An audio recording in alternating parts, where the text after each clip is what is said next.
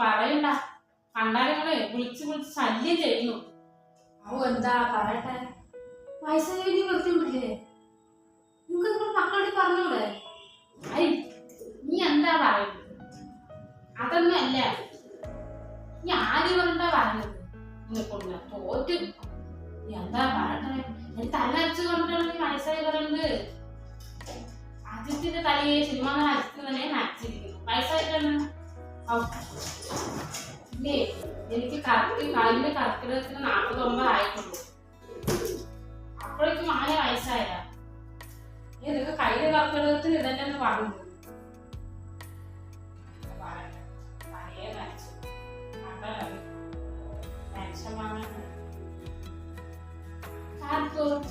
പറഞ്ഞ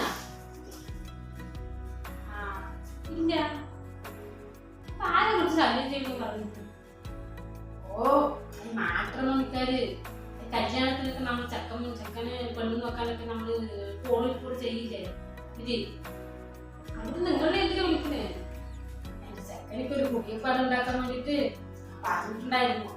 എന്റെ അമ്മോ, എന്റെ കൃത്യന്റെ മക്കൾ ഉത്തരവാശം എനിക്ക് അടുത്ത് രാവിലെ ഇല്ല, വൈകുന്നേരം ഇല്ല, ഉച്ചക്കില്ല, വെറുതെ വിളിക്കേ. അതിനായിട്ട് നമ്പർ കണ്ട എടുക്കാതിരുന്നാ പോലെ. നീ എന്താ പറയുക?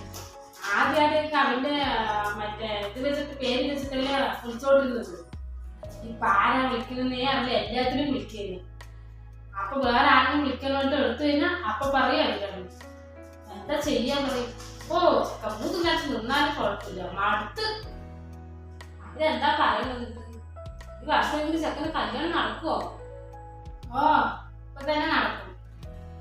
അവര് പറയുന്ന ഡിമാൻഡ് കേട്ടാലുണ്ടല്ലോ, ഡിഗ്രി കാണത്ര, ഗവൺമെന്റ് ജോലി കാണത്ര, അങ്ങനെ ഉണ്ടെങ്കിൽ വേറെ പെണ്ണു കിട്ടുന്നു. അവനെ +2 ജയിക്കാൻ പറ്റ പാടെ എനിക്കറിയാം. അമ്മാന്ന് എഴുതി ആമാന്നും വായിക്കുന്ന ചെക്കനാണ്. ആ ചെക്കന് ഇനി ഡിഗ്രി കഴിഞ്ഞിട്ട് പെണ്ണ് കിട്ടും. നടക്കണം തന്നെ. നിങ്ങൾക്കായി ബ്രോക്കറിനോടൊന്ന് പറഞ്ഞുകൂടെ? എത്ര വലിയ കല്യാണം നടത്തുന്നത്? ഇപ്പൊ തന്നെ നടക്കും. ബ്രോക്കർ ഫീസ് എത്രയെന്ന് അറിയോ? ചോദിച്ചപ്പോഴേ അവന് അത്ര വലിയ പഠിപ്പൊന്നുമില്ലാത്തതുകൊണ്ട് 1.5 ലക്ഷം രൂപയാണ് ചോദിച്ചത്. ഞാൻ അങ്ങനെ കൂലിപ്പണി ചെയ്തിട്ട് ഈ 1.5 ലക്ഷം കൊടുക്കാൻ പറ്റുമോ? ഇവിടെ ഉള്ളിൽ പിടിച്ച് വിറ്റിട്ട് കല്യാണം നടത്തിയാൽ മതിയാ? അവിടെ പോയിരിക്കുന്നു. കല്യാണം കൊണ്ട് ഓടിച്ചേർന്നേ അല്ല കഥയായി. ശരിയാണ്.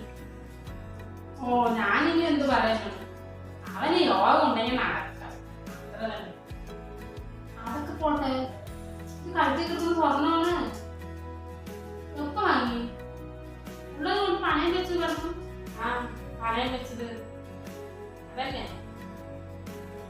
പണം എടുത്തു വന്നത് 2 പവനുണ്ട്. നിന്റെ മകൻ ഗവൺമെന്റ് ജോലിക്കാരനല്ലേ? എനിക്കെല്ലാം വാങ്ങിയില്ലേ, കടവും വീടുന്നില്ല. ഞാൻ കണ്ടില്ല ഈ മാട്രിമോണിക്കാരെയും പൊളിച്ചിട്ട് ഒക്കെ കോള് വരുമ്പോഴത്തെ ഇരിക്കണം. എന്താ ചെയ്യുന്നു പറയും. എന്റെ മകന് പണ്ടൊക്കെ അവന് തന്നെ തോന്നി. അങ്ങക്ക് പണിയുമില്ല, ചെലവുമില്ല. 3 മാസമായിട്ട് അവന്റെ കൂടെ താമസം. എന്തോ പറഞ്ഞു, എന്താണ് ടൊകതറ എന്തോ പറഞ്ഞു. അതാണത്ര. എന്തോ ചേട്ടാ, നമുക്കെന്താണ് ചെലവില്ല. അത് ഈ മറ്റേ സിനിമയിലൊക്കെ പോലെ. അമ്മോ, എന്താ കാലം പോയി പോക്കേ. നമ്മുടെ നാട്ടിലൊക്കെ ഇങ്ങനെയൊക്കെ നടക്കുവോ? എന്താ പറയട്ടെ, വേറെങ്കിലും ചെക്കന്മാരെ നമ്മുടെ അടുത്ത് പ്രേമിച്ചു പറഞ്ഞു വെച്ചാ അവന്റെ കാലും തല്ലി ഓടിക്കും. ഇല്ല, ആ പെണ്ണിനെ കൊണ്ടുപോയിട്ട് വേറെ അടുത്ത് കെട്ടിയിരുന്നു. എന്തായാലും കാലം പോയി പോക്കേ. ഇതിന് രജിസ്റ്റർ ഒന്നും ഇങ്ങനെ ചെയ്യണ്ടല്ലോ. അപ്പൊ വേണമെങ്കിൽ വേണ്ട വേണ്ട പിരിയ അല്ലേ? നീ സമ്മതിച്ചോ? എന്ത് പറഞ്ഞിട്ട് എന്താ അടുത്ത കാര്യം? അവർക്ക് അത് മതിയത്ര. എന്തായാലും ചെലവില്ലല്ലോ. ഒരു പെണ്ണ് അന്വേഷിച്ച് നടക്കും വേണ്ട. ചേട്ടൻ എന്താ പറയട്ടെ, മാനം പോയ തിരിച്ചു കിട്ടുവോ? ഇങ്ങനെയൊക്കെ ചെയ്ത് നമ്മുടെ നാട്ടിൽ വന്ന് തലയോർത്ത് നടക്കാൻ പറ്റുമോ?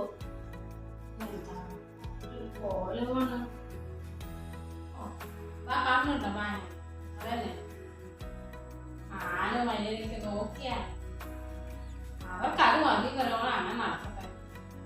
ശരി തന്നെ, ഞാൻ പോണം. പോയിട്ട് പണിയുണ്ട്. ശരി എന്നാ, പോയിട്ട് വാ.